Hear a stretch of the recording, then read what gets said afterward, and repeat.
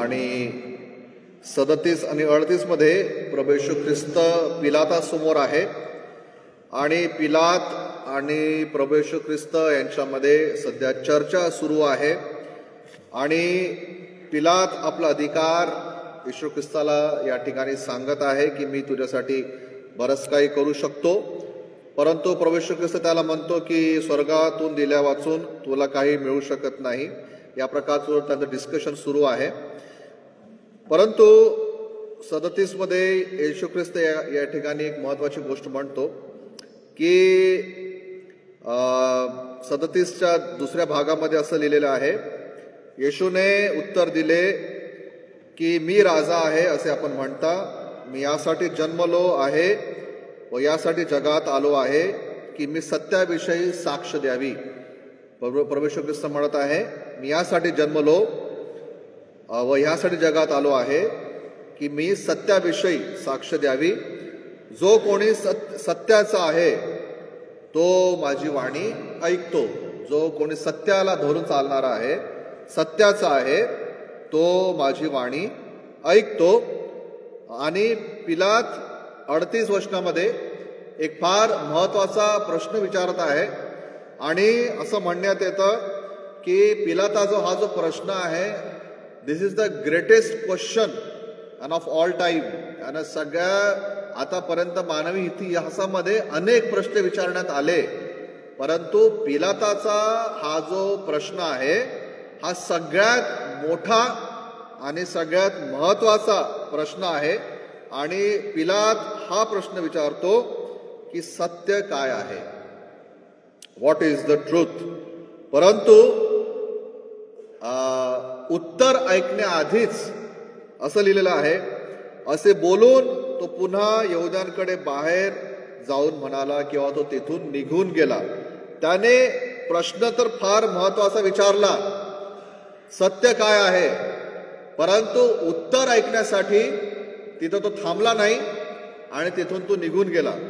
म्हणजे कदाचित जर तो तिथं थांबला असता तर प्रभू येशू ख्रिस्ताकडून काहीतरी एक योग्य आणि समर्पक असं उत्तर मिळालं असतं, परंतु पिलात थांबला नाही आणि तिथून तो निघून गेला. आणि त्याने जो प्रश्न विचारला त्याचं उत्तर त्याने ऐकलं नाही. त्याने प्रश्न हा विचारला होता की सत्य काय आहे. आणि हा जो महत्वाचा जो प्रश्न आहे सत्य, याच्यामध्येच आत्मिक युद्ध सुरू आहे. कारण योहान मध्ये प्रभू येशू ख्रिस्ताने शैतानाबद्दल सांगितलेलं आहे की शैतान जो आहे हा लबाड आहे आणि लबाडीचा बाप आहे. हिंदीमध्ये असं लिहिलं की शैतान झूठा है और झूठ का पिता है. त्याच्यामध्ये सत्य नाही असं शैतानाबद्दल सांगण्यात आलेलं आहे. आणि मग प्रभू येशू ख्रिस्त स्वतःबद्दल योहान 8 मध्ये एक खूप सुंदर साक्ष देतो आणि योहान 14 मध्येही स्वतःबद्दल प्रभू येशू ख्रिस्त साक्ष देतो. योहान 8:32 मध्ये वचन लिहिलेलं आहे की आपण वाचतो की तुम्हाला सत्य समजेल व सत्य तुम्हाला बंधमुक्त करील. योहान 8:32 मध्ये तुम्हाला सत्य समजेल व सत्य तुम्हाला बंधमुक्त करील. तुम सत्य को जानोगे और सत्य तुम्हें स्वतंत्र करेगा. येशू ख्रिस्ताने सत्याबद्दल एक साक्ष दिली. आणि योहान 14:6 जे आपल्याला कदाचित लहानपणापासून हे वचन माहीत आहे, त्या वचनामध्ये येशू ख्रिस्ताने अजून एक सत्याबद्दल साक्ष दिली. त्यांनी हे म्हटलं, येशूने हे म्हटले की मार्ग, सत्य व जीवन मीच आहे. माझ्याद्वारे आल्या वाचून पित्याकडे कोणीही येत नाही. प्रभू येशू ख्रिस्ताने स्वतःबद्दल म्हटलं की सत्य मी आहे आणि त्याने स्वतःबद्दल ही साक्ष दिली की मैं सत्य हूं, मी सत्य आहे. तर आजचा जो आपला विषय आहे प्रियांनो, थोड्या वेळामध्ये जे आपण प्रभूच्या वचनामध्ये आपण समजण्याचा प्रयत्न करूया की आपण सत्यामध्ये चाललं पाहिजे, परंतु कोणतं सत्य, तो महत्वाचा भाग आहे. वचन सांगते की सत्यामध्ये चाला, परंतु प्रश्न आहे कोणतं सत्य ज्याच्यामध्ये आपण चाललं पाहिजे. सत्य हा जो शब्द आहे फार मोठा आहे 2.5 अक्षरांचा शब्द आहे, परंतु फार महत्वाचा आहे. आणि कोर्टमध्ये जा तिथे सत्य बोललं पाहिजे असं म्हणतात. आणि आपण डेली लाईव्हमध्येही एकमेकांसोबत जर आपण खोटं बोललो तर ते आपल्याला आवडत नाही. आणि कुठेही जा असं म्हणतं की भाई सच बोलना आणि झूठ मत बोल, जे आहे ते सांग, खरं सांग, सत्य बोल आणि खोटं नको सांगू. आपल्यालाही सत्य आवडतं आणि आपल्यालाही सत्य ऐकण्याची इच्छा असते डेली लाईव्हमध्ये, रोजच्या जीवनामध्ये आणि महत्वाच्या ठिकाणीही सत्याला फार महत्व आहे. परंतु एक स्टडी हे सांगतं फिलॉसॉफीमध्ये, थिओलॉजीमध्ये एक स्टडी ही आहे की 2 प्रकारचे सत्य वापरण्यात येतात. पहिलं सत्य जे आहे ते आहे ज्याला इंग्लिशमध्ये आपण म्हणतो ॲब्सोल्यूट ट्रूथ, आणि दुसरं जे सत्य आहे त्याला म्हणतात रिलेटिव्ह ट्रूथ. आणि 2 प्रकारचे सत्य. पहिलं ज्याला म्हणत येतं ते आहे ॲब्सोल्यूट ट्रूथ. ॲब्सोल्यूट ट्रूथ म्हणजे एकच सत्य आहे ना, जे पूर्ण आहे, स्वतःमध्ये संपूर्ण आहे, त्याच्यामध्ये कुठली कमी नाही आहे, ते परिपूर्ण सत्य आहे ज्याला म्हणतात ॲब्सोल्यूट. ज्याच्यामध्ये कुठली भेसळ नाही, ज्याच्यामध्ये कुठलाही कमीपणा नाही, ज्याच्यामध्ये कुठलंही काही त्याच्यामध्ये लॅकिंग नाही आहे, ते कम्प्लीट आहे आणि ते संपूर्ण आहे, एकमेव असं ते एक सत्य आहे ज्याला आपण ॲब्सोल्यूट ट्रूथ म्हणतो. दुसरा आहे रिलेटिव्ह ट्रूथ. आता रिलेटिव्ह ट्रूथ म्हणजे काय? रिलेटिव्ह ट्रूथचा अर्थ असा की सर्वांनी स्वतःसाठी एक सत्य तयार केलेलं आहे. प्रत्येकाचं सत्याचं डेफिनेशन वेगवेगळं आहे. माझं सत्याचं डेफिनेशन वेगळं असेल आणि इथे जे उदाहरणार्थ जर इथं 60-70 लोक बसलेले आहेत तर सर्वांचं सत्याचं डेफिनेशन, व्याख्या जी आहे ती प्रत्येकांची वेगळी आहे, एक नाही आहे. आणि ते सत्य जे आहे ते इनकम्प्लीट आहे, अपूर्ण आहे, त्याच्यामध्ये काहीतरी कमी आहे, ते आहे रिलेटिव्ह ट्रूथ. 2 प्रकारचे सत्य, एक ॲब्सोल्यूट जे एकमेव आहे, संपूर्ण आहे, कंप्लीट आहे आणि ज्याच्यामध्ये कुठली कमी नाही आहे, जे पूर्ण आहे, जे एकमेव सत्य आहे. आणि दुसरं जे सत्य आहे ते हे की प्रत्येकाने आपल्यासाठी एक सत्याची व्याख्या बनवली आहे. आणि आजचा जो आपला जो विषय आहे तो हे आहे की मग आपण कोणत्या सत्यामध्ये चालावं आणि कौन से सत्य में मैं चलू. येशू ख्रिस्ताने म्हटलं की सत्य तुम्हाला बंधनमुक्त करेल, सत्य तुम्हें स्वतंत्र करेगा. कौन सा सत्य हमें स्वतंत्र करेगा आणि कोणतं सत्य मला आणि तुम्हाला स्वतंत्र करेल. तर हे जे 2 सत्याबद्दल आपण शिकतो त्याच्यामध्ये ॲब्सोल्यूट ट्रूथ जे आहे ते सत्य हे परमेश्वराचं सत्य आहे. या सत्यामध्ये परमेश्वर इन्व्हॉल्ड आहे आणि या सत्याचं डेफिनेशन, या सत्याची जी व्याख्या आहे ते परमेश्वर देतो, ते मनुष्य देत नाही, शैतान देत नाही, जगाची परिस्थिती देत नाही, काळ देत नाही, देश देत नाही, कोणी पॉलिटिकल लीडर देत नाही.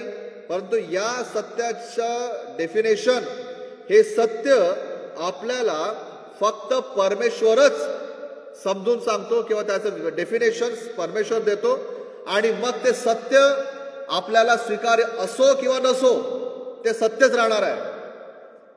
मला ते आवडो किंवा न आवडो, मी ते ॲक्सेप्ट करो की न करो, जे सत्य परमेश्वर बोलतो ते तसंच राहणार, ते बदलणार नाही. कुठल्याही परिस्थितीमध्ये, कुठल्याही व्यक्तीसाठी, कुठल्याही काळामध्ये, कुठल्याही संस्कृतीसाठी न बदलणारं सत्य, ॲब्सोल्यूट ट्रूथ जे आहे ते फक्त परमेश्वराकडून येतं. आणि ते सत्य आहे बायबल. आणि जर आपण योहान 17:17 मध्ये जर आपण वाचतो त्याच्यामध्ये येशू ख्रिस्ताने हे म्हटलेलं आहे, तू त्यांना सत्यात समर्पित कर. योहान 17:17, तू त्यांना सत्यात समर्पित कर, तुझे वचन हेच सत्य आहे. तुझे वचन हेच सत्य आहे. ॲब्सोल्यूट ट्रूथ काय आहे? न बदलणारं, अटळ, कुठलंही कमी नसणारं, कुठलंही कमतरता नसणारं सत्य कोणतं आहे? ते म्हणजे देवाचं वचन, बायबल. ठीक आहे, त्याच्यामध्ये कुठली भेसळ नाही, ते कधी बदलणार नाही.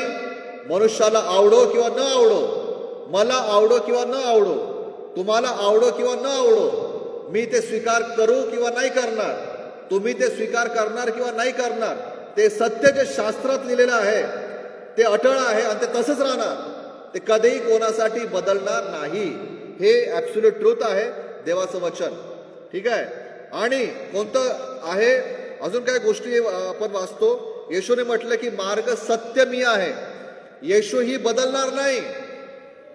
तुमच्यासाठी, माझ्यासाठी, परिस्थितीसाठी बदलणार नाही. तो सत्य आहे, तो सत्य राहणार. हा ना, इब्री लोकांपत्र 13व्या अध्यायामध्ये लिहिलं आहे की येशू ख्रिस्त काल, आज आणि युगानुयुग एकसारखा आहे आणि तो न बदलणारा परमेश्वर आहे. येशू ख्रिस्त सत्य आहे, तो सत्य होता, आहे आणि राहणार. आपण ऍक्सेप्ट करो किंवा न करो, आपल्याला प्रभू येशू ख्रिस्त आवडो किंवा न आवडो, आपल्याला त्याचे शिक्षण आवडो किंवा न आवडो, येशूने जे सांगितलं ते सत्य आहे, होतं आणि राहणार. हे एक महत्वाची गोष्ट आहे. आणि अजून एक गोष्ट योहान 14:16 मध्ये असं लिहिलेलं आहे, पवित्र आत्मा सत्य आहे. योहान 14:16 असं लिहिलेलं आहे की मी पित्याला विनंती करीन, मग तो तुम्हाला दुसरा कैवारी म्हणजे सत्याचा आत्मा देईल, अशासाठी की त्याने तुम्हाबरोबर सर्वदा राहावे. पहिलं सत्य वचन आहे, दुसरं सत्य प्रभू येशू ख्रिस्त आहे, तिसरं सत्य जे आहे ते आहे पवित्र आत्मा, तो सत्याचा आत्मा. आणि म्हणून प्रियांनो, ॲब्सोल्यूट ट्रूथ जे आहे आणि अटळ सत्य, एकमेव सत्य, न बदलणारं सत्य, तो आहे परमेश्वर. त्याच्याकडूनच येणारं जे सत्य आहे प्रियांनो, ते ॲब्सोल्यूट ट्रूथ आहे, जे वचनामध्ये आपल्याला सापडतं. प्रभू येशू ख्रिस्त आपल्याला शिकवतो, पवित्र आत्मा आपल्याला शिकवतो. हे ॲब्सोल्यूट ट्रूथ आहे. त्याचप्रमाणे दुसरं जे आहे रिलेटिव्ह ट्रूथ आहे ना, रिलेटिव्ह, प्रत्येकाचं स्वतःचं सत्याचं डेफिनेशन. ठीक आहे, प्रत्येकाने आपापल्यासाठी सत्याचं एक व्याख्या बनवलेली आहे. हे जे सत्य आहे दुसऱ्या प्रकारचं रिलेटिव्ह जे आहे, हे बदलत राहतं, एकसारखं राहत नाही, हे चेंज होत राहतं. हा ना, परिस्थितीप्रमाणे, व्यक्तीप्रमाणे, व्यक्तीला पाहून, तोंड पाहून, काळ पाहून, वेळ पाहून, संदर्भ पाहून, आपलं नुकसान, आपला फायदा पाहून, हे जे सत्य जे आहे हे बदलत राहतं. हा ना, जसं उदाहरणार्थ एक व्यक्ती जर चोरी करतो, ठीक आहे, एक व्यक्ती त्याचं प्रोफेशन आहे चोरी करणे, तर त्याला आपण म्हणू की तो चोरी का करतोस? तो कदाचित आपल्याला हे उत्तर देईल की चोरी करणे हा माझा व्यवसाय आहे, तो माझा बिझनेस आहे. मी जातो, एक घर पाहतो, प्लॅनिंग करतो, रात्री जाऊन मी चोरी करून येतो आणि त्या चोरी केलेल्या पैशाने माझं घर चालतं. हे माझं काम आहे, हे माझं प्रोफेशन आहे. पण आपण म्हणू नाही, परमेश्वर तर म्हणतो की चोरी नाही केली पाहिजे, चोरी करणं पाप आहे. पण तो काय म्हणेल, नाही, तुमचं सत्य तुमच्यासाठी ठीक आहे की चोरी करणं पाप आहे, पण चोरी करणं तर माझा व्यवसाय आहे. त्याला चोरी करण्यामध्ये काही वाईट वाटत नाही. त्याने काय बनवलं आहे, स्वतःसाठी एक सत्याचं डेफिनेशन बनवलेलं आहे की चोरी करणे माझा बिझनेस आहे, मला काही वाटत नाही, मी जातो, पैसा कमवतो, चोरी करून आणतो आणि मी माझं घर चालवतो. है ना, आपण पाहतो जगामध्ये नाही का, असं म्हणतात ना, सुपारी लेते मर्डरसाठी, प्रोफेशनल किलर्स, त्यांना पैसे द्या, 50,000 रुपये द्या, 1,00,000 रुपये द्या, जे काही आहे त्या व्यक्तीला मारून या. तो जाईल, प्लॅन करील, बरोबर पैसे घेईल आणि त्याला मारून टाकेल, घरी येईल वापस. एखादा शास्त्र जाणणारा व्यक्ती म्हणेल, अरे तू तो मर्डर करत आहे, पाप करत आहे. 10 आज्ञांमध्ये लिहिलेलं आहे की हत्या नाही केली पाहिजे. तो म्हणेल की ते तुमच्यासाठी ठीक आहे, माझ्यासाठी हत्या करणे हे माझं प्रोफेशन आहे. एक मर्डर करतो, लाखो रुपये मला मिळतात. माझं टेन्शन संपलं.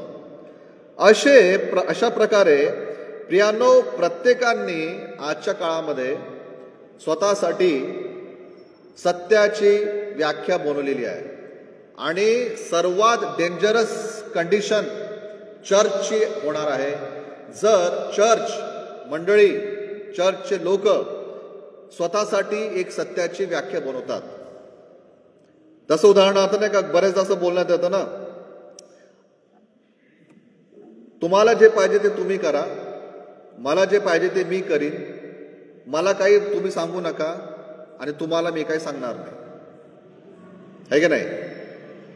तुला जे वाटतं ते तू कर, मला जे वाटतं ते मी करतो, मी तुला काही बोलणार नाही, तू मला काही बोलू नको, तुला जे खरं वाटतं ते तू कर, मला जे खरं वाटतं ते मी करीन. झालं, स्वतंत्र झाले, कोणाला कोणाला सांगायची गरज नाही. जर ही परिस्थिती जर चर्चमध्ये आली तर चर्चचा ऱ्हास होईल किंवा चर्च को बर्बादी से कोई रोक नहीं सकता, है ना? जर हीच गोष्ट जर फॅमिलीमध्ये आली, नवरा बायकोला जर म्हणतो की तुला जे करायचं ते तू कर, मला जे करायचं ते मी करतो, आपण मी तुला काही बोलणार नाही, तू मला काही बोलू नको, झालं, ती फॅमिली झाली बर्बाद. लेकरं आई वडिलांना जर हे म्हणतात की आई वडील लेकरांना जर हे म्हणतात की तुम्हाला जे करायचं ते तुम्ही करा, आम्हाला काही सांगू नका, है ना, आम्हाला जे पाहिजे ते आम्ही करू. लेकरं म्हणतील आम्हाला आमचे फ्रीडम द्या, आणि आमको हमारा फ्रीडम चाहिए. आम्हाला आजकाल तो शब्द वापरण्यात येतो ना, आम्हाला आमचा स्पेस पाहिजे, है ना, सगळ्यांना एक स्पेस पाहिजे. त्या जागेमध्ये कोणालाही एंट्री नाही आहे, नवऱ्याला नाही, बायकोला नाही, लेकरांना नाही, आई वडिलांना नाही, चर्चला नाही, या परमेश्वरालाही एंट्री नाही.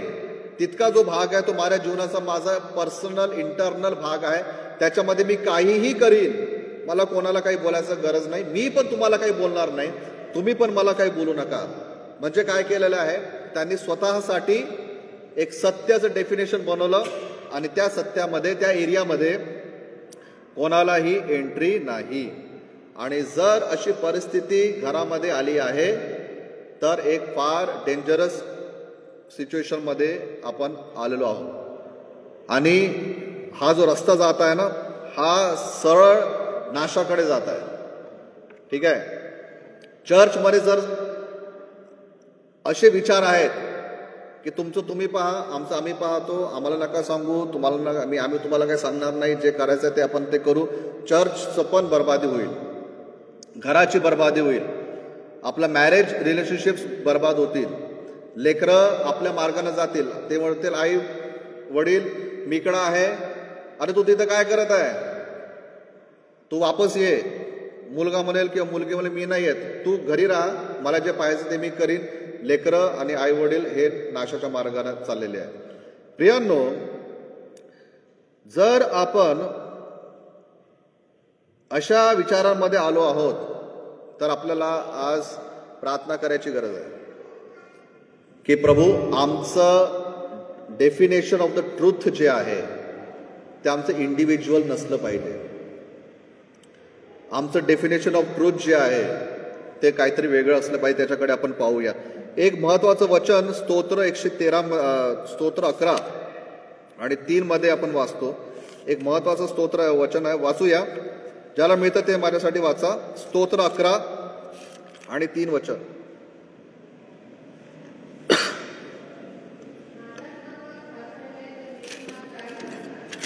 किती विचारात टाकणारं वचन आहे बघा.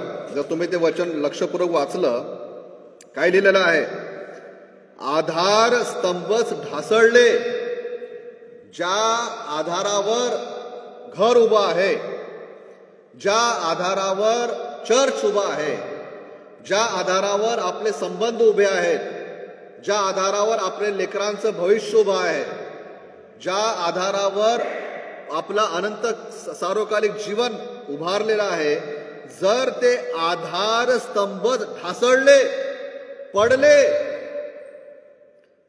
तर नीतिमान काय करणार, है ना? यदि हिंदीमध्ये कसं आहे की यदि नींवें ढा दी जाए, है ना, यदि नींवें ढा दी जाए, if the foundations are destroyed, what can the righteous do? जर ज्याच्यावर आपलं जीवन उभं आहे, जर ती नीव, ते फाउंडेशनच जर पडलं, कशावर आपण उभे राहणार आहोत? आपल्या परिवाराचं फाउंडेशन काय आहे? ॲब्सोल्यूट ट्रूथ आहे की रिलेटिव्ह ट्रूथ आहे? आपल्या परिवाराचं फाउंडेशन कोणतं सत्य आहे? परमेश्वराचं सत्य आहे, वचनाचं सत्य आहे, प्रभू येशूचं सत्य आहे, पवित्र आत्म्याचं सत्य आहे, की आपल्या परिवाराचं फाउंडेशन हे आहे तुला जे पाहिजे तू कर, मला पाहिजे ते मी करतो? म्हणजे आपले फाउंडेशनच जर पडले तर परिवारही पडणार आहे. आपल्या चर्चचं फाउंडेशन काय आहे? पाळक साहेब, तुम्हाला जे पाहिजे ते तुम्ही करा, आम्हाला जे पाहिजे ते आम्ही करू, या परिवाराला जे पाहिजे ते परिवार करा, लेकरांना जे पाहिजे ते लेकरांना करू द्या, तरुणांना जे पाहिजे ते तरुणांना करू द्या, यांना जे पाहिजे ते यांना करू द्या, आपण काही त्यांना बोलायचं नाही. मग आपलं फाउंडेशन काय आहे? हा फार महत्वाचा प्रश्न आहे प्रियांनो. आपल्या फॅमिलीसाठी, आपल्या चर्चसाठी, आपल्या लेकरांसाठी, आपल्या तरुणांसाठी, आपल्या संडे स्कूलच्या लेकरांसाठी, सर्वांसाठी आधारस्तंभ मजबूत असणे गरजेचं आहे. कारण वचन काय सांगतं? जर आधारस्तंभच ढासळले तर नीतिमान काय करणार? कोणी काहीच करू शकणार नाही.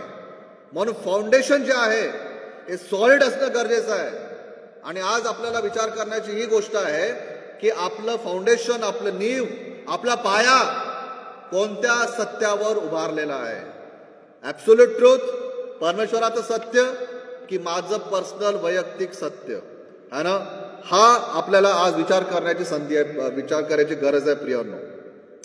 थोडंसं जर आपण उत्पत्तीच्या पुस्तकामध्ये जर आपण गेलो आणि त्या स्टोरीमध्ये जिथं सैतान सर्पाच्या रूपाने हवेसोबत बोलत आहे ना, उत्पत्ती याचा 3रा अध्याय, ज्या ठिकाणी मानवाच्या पतनाबद्दल लिहिलेलं आपल्याला ती स्टोरी माहीत आहे ना. जेव्हा हवेसोबत सैतान बोलत होता, त्या ती स्टोरी आपल्याला माहित आहे, मला सांगायची गरज नाही.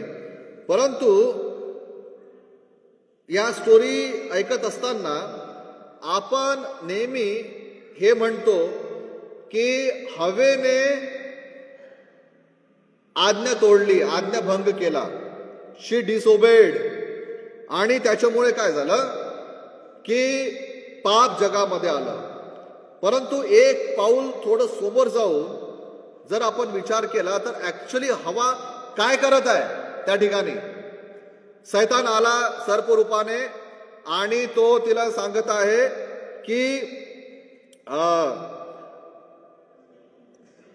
पहिल्या वचनामध्ये असं लिहिलेलं आहे, सैतान धूर्त होता, तो स्त्रीला म्हणाला, तुम्ही बागेतल्या कोणत्याही झाडाचे फळ खाऊ नये असे देवाने तुम्हाला सांगितले आहे काय? ती म्हणते हे नाही खा, ते खा, हे सर्व ती बोलते. मग 4 वचनामध्ये सर्प स्त्रीला म्हणतो, तुम्ही खरोखर मरणार नाही. ठीक आहे, मग पुढे जर आपण येतो तेव्हा 6 वचनामध्ये आपण जाऊया. त्या झाडाचे फळ खाण्यास चांगले, दिसण्यात मनोहर, शहाणे करण्यास इष्ट आहे असे त्या स्त्रीला दिसून आले. तेव्हा तिने त्याचे ते फळ खाल्ले व आपल्या बरोबर आपल्या पतीसही ते दिले. ही स्टोरी आपल्याला माहित आहे.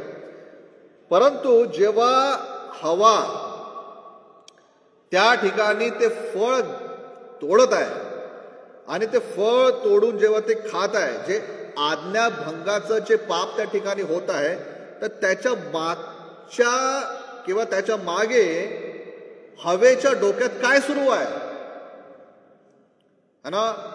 हवा काय विचार करत आहे? ते फळ तोडताना, ते फळ तोडताना हवा हे विचार करत आहे की मी माझे निर्णय स्वतः घेऊ शकते.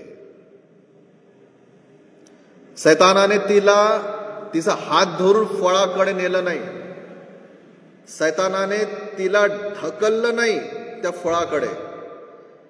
तो हात जो तिने उगारला त्या फळाकडे, तो हात तिचा स्वतःचा होता आणि तो हात त्या फळाकडे नेण्यासाठी जो डिसिजन होता तोही तिचाच होता. तिने स्वतः तो निर्णय घेतला आणि स्वतः तिने हात पुढे केला आणि स्वतः तिने ते फळ तोडलं आणि स्वतः तिने ते फळ खाल्लं. म्हणजे याच्या मागे काय सुरू आहे? याच्या मागे हवेच्या मनात हे सुरू आहे की मी माझे निर्णय स्वतः घेऊ शकते. Self dependence, independence. मुझे मेरा स्पेस होना, मुझे बताओ मत, मला सांगू नका, मी जे करू शकते ते मी करीन. सैतानाने मला सांगितलं, पण आता माझा निर्णय मी स्वतः घेणार आहे. सेम टेम्पटेशन आजही जिवंत आहे. आजही सैतान तीच टॅक्टिक्स मंडळीच्या विरुद्ध, फॅमिलीच्या विरुद्ध वापरत आहे की मला सांगू नका, मी माझे निर्णय घेऊ शकते, मला माहित आहे मला काय करायचं आहे. ज्या प्रकारे हवेने स्वतःवर अवलंबून राहून इंडिपेंडन्स मध्ये येऊन, स्वतःच्या स्पेस मध्ये येऊन, जेव्हा तिने सैतानाचं ऐकलं आणि स्वतः निर्णय घेतला, त्यावेळेला ती परमेश्वरापासून दूर झाली आणि तिने आपल्या नवऱ्यालाही, पतीलाही ते फळ खावयास दिलं. प्रियांनो, सेम टेम्पटेशन आजही बाकी आहे. दुसरे कोरिंथकरास पत्र याचा 11वा अध्याय आणि 3ऱ्या वचनामध्ये बघा काय लिहिलेलं आहे. दुसरे कोरिंथ याचा 11 अध्याय आणि 3रं वचन. 2 Corinthians chapter 11 and verse 3 काय लिहिलेलं आहे की तरी जसे सापाने कपट करून हवेला ठकविले, तसे तुमची मने कशाने तरी बिघडून ते ख्रिस्ताविषयीचे सरळपण व शुद्धता यापासून भ्रष्ट होतील, असे मला भय आहे. पॉल काय म्हणत आहे?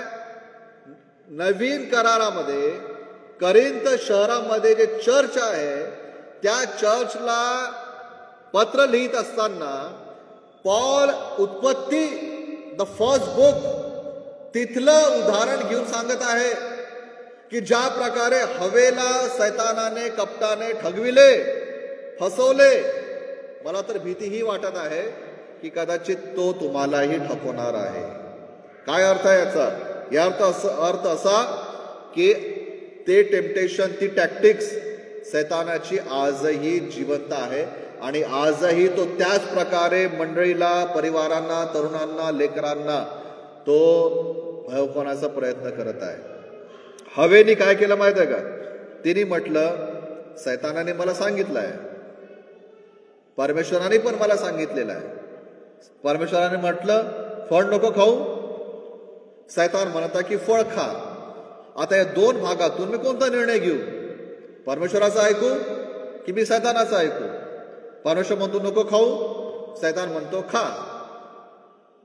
बायबल सांगते चर्चला या, सैतान म्हणतो चर्चला नको येऊ. बायबल सांगते निरंतर प्रार्थना करा, सैतान म्हणतो प्रार्थना नको करू. बायबल सांगते की शास्त्र वाचा, सैतान म्हणतो की शास्त्र नको वाचू. बायबल सांगते की प्रार्थना करा, सैतान म्हणतो प्रार्थना नको करू. बायबल सांगते की उपवास करा, सैतान म्हणतो की उपवास नको करू. बायबल सांगते की साक्ष द्या, सैतान म्हणतो साक्ष नको देऊ. बायबल सांगते सुवार्थ सांगा, सैतान म्हणतो सुवार्थ नका सांगू. बायबल म्हणतं क्षमा करा, सैतान म्हणतो क्षमा नको करू. बायबल सांगतं की पश्चाताप करा, सैतान म्हणतो पश्चाताप नको करू. बायबल सांगतं की पवित्र जीवन जगा, सैतान म्हणतो की तू पापामध्ये जीवन जग. सेम आजही सुरू आहे. मी देवाचं ऐकू की मी सैतानाचं ऐकू? मग त्या ठिकाणी हवेने काय निर्णय घेतला? मी सैतानाचं ऐकणार आहे. स्वतःचा निर्णय तिने घेतला. ती हा पण निर्णय घेऊ शकली असती, सैताना निघून जा, मला तुझं ऐकायचं नाहीये. परंतु तिने स्वतःच्या स्वातंत्र्यामध्ये येऊन काय निर्णय घेतला की मी सैतानाचं ऐकणार. तिने परमेश्वराचं सत्य नकारलं आणि स्वतःचं सत्य तिने स्वीकारलं. प्रियांनो, सेम टेम्पटेशन आज आपल्यावरही आहे आणि रोज हाच अटॅक आपल्यावर नेहमी होत असतो की मी देवाचं अल्टिमेट, ॲब्सोल्यूट, कधी न बदलणारं सत्य स्वीकारावं की मी माझं स्वतःचं, सैतानाचं, जगाचं सत्य स्वीकारावं. है ना? बायबलमध्ये लिहिलेलं आहे प्रियांनो की आपण एकमेकांच्या अधीनतेमध्ये राहायला पाहिजे. सैतान म्हणतो अधीनतेमध्ये नका राहू, तू स्वतंत्र राहा, इंडिपेंडंट तू राहा. आणि आजकाल नाही का मोठ्या मोठ्या शहरांमध्ये सर्व आता कॉमन झालेलं आहे ना, लिव्ह इन रिलेशनशिप. तरुणांमध्ये लग्न करत नाही, एकत्र राहतात, शारीरिक संबंध करतात, सर्व चालतं त्यांचं. मग जेव्हा मन भरून जातं मग ब्रेकअप करतात, मग दुसऱ्याला पकडतात. मग त्या व्यक्तीसोबत ते राहतात, बिलकुल काही बंधन नाही, लग्न नाही, रिस्पॉन्सिबिलिटी नाही, काही नाही. महिनाभर 6 महिने वर्षभर राहतील. मग जेव्हा मन भरून जातं मग ते आपल्या दुसऱ्याला शोधतात आणि मग चालत राहतात. शारीरिकरित्या, मानसिकरित्या, सामाजिकरित्या हे ॲक्सेप्ट करण्यात आलेलं आहे. कोर्टनी पण आजकाल अडल्टरीला ओपन फ्रीडम दिलेला आहे. आणि तुम्ही काही करा, तुम्ही आज केस करू शकत नाही, आहे की नाही. परंतु जर आपला बायबलवर जर विश्वास आहे आणि जर आपण बायबलला सत्य मानतो तर हे सगळं माहिती आहे का, डायरेक्ट तिकीट यांनी काढलेलं आहे नरकाचं. सरळ जाणार, ह्यांची जी ट्रेन आहे ही सरळ नरकाकडे चाललेली आहे की नाही. जगाचं सत्य बदललेलं आहे प्रियांनो. जग कुठं गेलं आहे, विचार कुठं गेलेले आहे. आजकाल लहान लेकरांना काही सांगायची गरज नाही, त्यांना सर्व समजतं. चॅलेंज काय आहे? चॅलेंज हा आहे की आपण आपलं परिवार, आपलं चर्च, आपले तरुण, आपले लेकरं यांना कोणतं सत्य आपण सांगणार आहोत, कोणतं फाउंडेशन देत आहोत. तुमचं तुम्ही पहा, आमचं आम्ही पाहतो, हे सांगणार आहे का? शेवटची गोष्ट ही की आपल्याला जर ठीक आहे, हे तर नंतरची गोष्ट आहे, मला स्वर्गात जाणार ती नंतरची गोष्ट आहे. परंतु स्वर्गाचा रस्ता जो आहे तो या पृथ्वीवरूनच आहे, है ना. असं म्हणतात ना की जो इस धरती पर परमेश्वर के साथ जीते हैं उन्हीं को स्वर्ग में परमेश्वर के साथ जीने का अधिकार है ना. जे लोक या जगामध्ये ख्रिस्तासोबत राहतात त्यांनाच अधिकार आहे परमेश्वरासोबत स्वर्गात राहण्याचा. शेवटचा पॉइंट हा आहे प्रियांनो की आपण कोणत्या प्रकारच्या सत्याला आपल्या जीवनाचा, वैयक्तिक जीवनाचा, पारिवारिक जीवनाचा, मंडळीच्या जीवनाचा आधार बनवणार आहोत. निर्णय आपला आहे. आणि मला असं वाटतं की जो सत्याचा आधार मी आणि तुम्ही वैयक्तिकरित्या, personal life, family life, church life, जो सत्याचा आधार बनवला पाहिजे ते म्हणजे हे आहे, ते म्हणजे देवाचं वचन आहे. आणि वचन कधीही टळत नाही, हे बदललेलं नाही आहे. बऱ्याच वर्षाआधी एका ठिकाणी बायबल कॉलेजमध्ये असताना एका ठिकाणी आम्ही प्रचाराला गेलो होतो. मोठं चर्च होतं. पराग पापावर संदेश दिला. मी तर स्टुडंट होतो, त्यांच्या हाताखाली होतो. पराग पापावर संदेश दिला. मग चर्च झाल्यानंतर सगळेजण बसून होते. एक वयस्कर व्यक्ती, I think one of the leaders, ते म्हणाले, पराग साहेब, आजच्या काळामध्ये इतकं स्ट्रॉंग नाही बोलायचं. पराग साहेब, आजकालचे लेकरं म्हणे हे पापाबद्दल ऐकून नाही शकत म्हणे, हलके फुलके संदेश द्या म्हणे. काय पापाबद्दल बोलता म्हणे तुम्ही, लोक लेकर निराश होऊन जातील म्हणे. पराग साहेब म्हणे, लेकर निराश हो की काही हो, जे वचनात दिलेलं आहे तेच आम्ही प्रचार करणार, आहे की नाही. म्हणून आपला नाही आवडत, बरेचदा लोकांना नाही आवडत, हे नाही आवडत, हे पुस्तकच नाही आवडत बरेचदा लोकांना. हे वाचत असताना लोकांना असं वाटतं की अरे क्या, ठेवून द्या बाजूला. पण जर आपल्याला सार्वकालिक जीवन पाहिजे, जर आपल्या लेकरांचं भविष्य, वैयक्तिक जीवन, मंडळी जर आपल्याला सॉलिड पाहिजे तर ह्याच्यावर चालणे फार गरजेचं आहे. हेच अंतिम सत्य आहे, हेच ॲब्सोल्यूट ट्रूथ आहे. याच्याशिवाय काही सत्य नाही. जगामध्ये अनेक सत्याचे डेफिनेशन असतील, परंतु शास्त्रामध्ये जे सत्य सांगितलेलं आहे ते कालही तसंच होतं, आजही तसंच आहे आणि उद्याही तसंच राहणार आहे. हे कधीही बदलणार नाही. जे लोक शिकले की मी शास्त्राला सत्य मानून, शास्त्राला माझ्या विश्वासाचा आधार बनवून चालणार, तेच लोक या जगामध्ये आशीर्वादित होतील आणि सार्वकालिक जीवनाचे मार्गही त्यांच्यासाठी उघडतील. परंतु जर आपण म्हणू की नाही हे वचन आज ऍप्लिकेबल नाही आहे, हे त्या काळात ठीक होतं जेव्हा येशू ख्रिस्त होता. 2025 मध्ये बायबल इज नॉट ऍप्लिकेबल. लिहून घ्या, नरकाकडे चाललो आपण. लिहून घ्या, आपण नरकाकडे चाललो है ना. बरेचदा बायबल प्रमाणे चालण्यासाठी आपल्याला मन मारावं लागतं. बरेचदा बायबल प्रमाणे चालण्यासाठी आपल्याला इच्छा मारावे लागतात. बरेचदा खूप आपल्याला त्रास सहन करावा लागतो. आपलं मन आपल्याला एकदम हे करावं लागतं. परंतु आजचा हा त्रास परवडला, नंतरचा त्रास आपल्याला परवडणार नाही. कारण योहान 7:17 मध्ये लिहिलेलं आहे. योहानने म्हटलं, येशूने म्हटलं, तुझे वचन हेच सत्य आहे आणि सत्य बदललेलं नाही आहे. हेच ॲब्सोल्यूट ट्रूथ आहे. जगाचं ट्रूथ, माझं सत्याचं डेफिनेशन नाश होऊन जाईल, तुमचं सत्याचं डेफिनेशन नाश होईल, परंतु परमेश्वराने जे सत्य सांगितलेलं आहे ते कधीही नाश होणार नाही. आपण प्रयत्न करू, प्रार्थना करू की काहीही झालं, आपल्या डोक्यात हा विचार आला पाहिजे, आपल्या मनात हा प्रश्न विचार आला पाहिजे, या परिस्थितीमध्ये देवाचं वचन काय सांगत आहे. मी जो निर्णय घेत आहे त्या निर्णयाला वचन काय सांगत आहे. जो विचार मी करत आहे, ज्या दिशेने मला जायचं आहे, जे काम मला करायचं आहे, त्या गोष्टीसाठी वचन काय सांगतं. त्या गोष्टीसाठी वचन काय सांगतं. या गोष्टीसाठी वचन काय सांगतं. वचनाला जेवढं आपण महत्त्व देऊ, कारण हे अंतिम सत्य आहे. आणि जेव्हा आपण हे अंतिम सत्याला तेवढं महत्त्व देतो, परमेश्वराचा कार्य, आशीर्वादही आपण तेवढंच अनुभवतो प्रियांनो. म्हणून ॲब्सोल्यूट ट्रूथ देवाचं वचन आहे, येशू ख्रिस्त आहे, पवित्र आत्मा आहे. जगाचं पण एक सत्य आहे.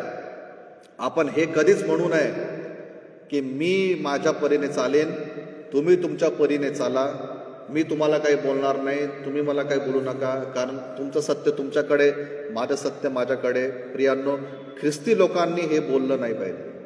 ख्रिस्ती लोकांनी हे म्हटलं पाहिजे, मला आवडो किंवा न आवडो, तुम्हाला आवडो किंवा न आवडो, आपण तेच करू, ते शास्त्रात लिहिलेलं आहे. मला माझं मन मारावं लागेल पण वचन पूर्ण झालं पाहिजे. तुम्हाला तुमचं मन मारावं लागेल पण वचन पूर्ण झालं पाहिजे. ह्या उद्देशाने आपण जगलं पाहिजे. माझी इच्छा नाही, येशूने म्हटले, पण तुझी इच्छा पूर्ण होऊ दे. आजही आपण तेच म्हणावं. माझा विचार नाही, बायबलमध्ये जे लिहिलेलं आहे तेच आपण करणार. या निर्णयाने, या विचाराने प्रियांनो आपण जगलं पाहिजे. आपण यावेळेस प्रार्थना करूया. आपण आपले डोळे बंद करू आणि स्वतःला आपण चेक करूया, है ना. मी स्वतःला चेक करणार, एकमेकांना नाही करणार. आपण चेक, आपण स्वतःची पडताळणी स्वतः करणार. मला काही अधिकार नाही दुसऱ्यांना चेक करायचे, परंतु आपण स्वतःला आज आपण पाहूया, आपण कुठल्या सत्यामध्ये जगत आहे. परमेश्वराने दिलेले सत्यामध्ये आपण जगत आहे प्रियांनो, की आपण स्वतःचं एक सत्य बनवलं आहे आणि ते सत्य आपण स्वतःला लागू करतो. ज्यामध्ये परमेश्वराला जागा नाही, ज्यामध्ये वचनाला जागा नाही, ज्यामध्ये पवित्र आत्म्याला जागा नाही, ज्यामध्ये मंडळीला जागा नाही, परिवाराला जागा नाही, कोणतं सत्यामध्ये आपण जगत आहोत. वचन हेच सत्य आहे. येशू ख्रिस्तच सत्य आहे, पवित्र आत्मा सत्य आहे, परमेश्वर सत्य आहे. देवबाबा, आज आमची प्रार्थना आहे, तो आम्हाला मार्गदर्शन कर प्रभू, की आम्ही केवळ तुझ्या सत्यामध्ये आम्ही जगावं. येशूच्या नावाने मागतो म्हणून तो ऐक. आमेन. आपण उभं राहूया आणि प्रभूने शिकवलेली प्रार्थना यावेळेस करू आणि आपण संवाद करूया. हे आमच्या सगळ्यातील बापा, तुझे नाव पवित्र मानले जाओ, तुझे राज्य येऊ, जसे स्वर्गात तसे पृथ्वीवरही तुझ्या इच्छेप्रमाणे हो. आमची रोजची भाकर आज आम्हास दे, आणि जसे आम्ही आपल्या ऋणास ऋण सोडिले तसेच तो आमची ऋणी आम्हास सोड, आणि आम्हास परिचित आणू नकोस, तर आम्हास वाईटापासून सोडीव. कारण की राज्य, सामर्थ्य आणि गौरव ही सर्व काळ तुझीच आहे. आमेन. आमेन. आता प्रभू येशू ख्रिस्ताची कृपा, परमेश्वराची प्रीती आणि पवित्र आत्म्याची सहभागिता तुम्हा सर्वांसह असो. आमेन. आमेन. सुवा